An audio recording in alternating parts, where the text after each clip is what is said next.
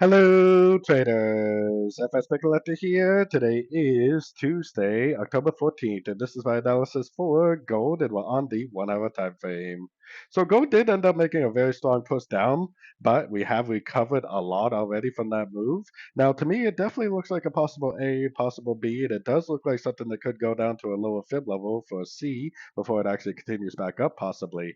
The problem with that is I have a very hard time recommending shorts on gold because literally every single higher time frame is in a wave three right now, and because of that, it very easily could just keep on going up. So what I would do is maybe go down to a little bit of a shorter time frame, put your Fibonacci retracement on this move down right here. If it does respect one of these fib levels and make like a nice big engulfing move to the downside, then that probably would be an ABC of B.